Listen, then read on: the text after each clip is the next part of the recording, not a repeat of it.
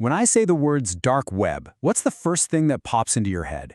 For most of us, it's a pretty dark and shadowy place, right? Well, in this explainer, we're going to pull back that curtain and see what's really going on. This is the big question, isn't it? It's the assumption we all kind of start with, thanks to a ton of movies and news stories. But is the danger actually baked into the technology itself? Or is the truth, a little more complicated than that? First up, of course, you've got the infamous illegal markets. This is usually the first picture that comes to mind. These hidden online shops for all kinds of illegal stuff. Then you've got the classic image of the hacker, right? Some anonymous person in a hoodie, typing away, breaking into secure systems, all supposedly hiding out in the untraceable corners of the internet.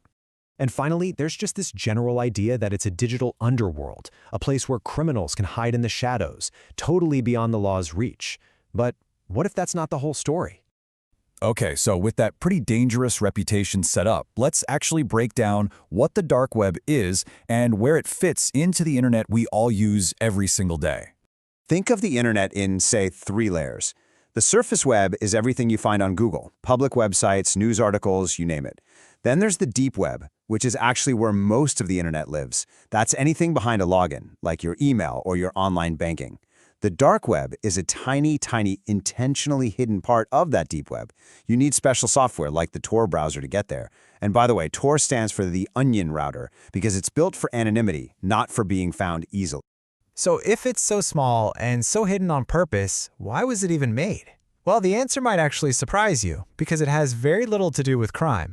Believe it or not, the technology that powers the dark web was originally developed by the US government, and it was designed to protect people like these.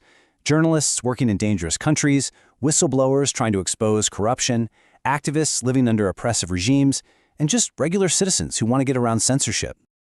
So you see, for a huge number of people who use it, the dark web isn't some shadowy playground, it's a lifeline. It's a critical tool for survival and free speech when all the normal channels have been shut down. Okay, but let's be real. We can't just ignore the risks. If the technology itself was built for good, where does all the danger we hear about actually come from? And here's the absolute key to the whole thing. The network, the software, it's all neutral. The risk isn't in just accessing the dark web. It's about what you do once you get there. It really comes down to your choices and your behavior, not the place itself. So what are these real risks we're talking about? Well, you might run into scammers running fake marketplaces, you could accidentally download malicious files, or click on phishing links trying to steal your info. And, of course, you have to actively steer clear of illegal and disturbing content. This is probably the best way to think about it. The internet is like a massive city, and the dark web is just one neighborhood in that city.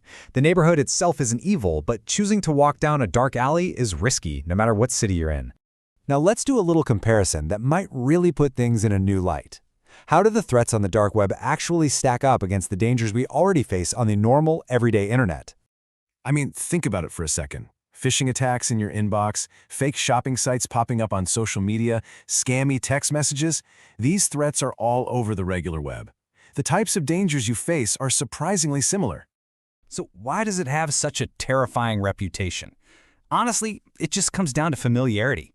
We've all learned how to spot a sketchy email or a fake website. But the dark web is an unknown environment. And whenever something is unknown, our perception of the risk gets totally blown out of proportion. This brings us right to the single biggest misunderstanding about the dark web. This is the one idea that really fuels almost all of the fear and misinformation out there. This is the myth we've all heard a million times. The dark web is only for criminals. But as we've already seen, that just isn't true at all. The reality is much simpler, and honestly much more profound. It's just a tool. Think of a hammer. You can use a hammer to build a beautiful house, or you can use it to break a window. The tool itself isn't good or bad. It just reflects the intention of the person who's using it. So if the danger really comes from our behavior and not the tool itself, then the best way to protect yourself isn't to avoid it entirely, it's to understand it. This is a really critical point.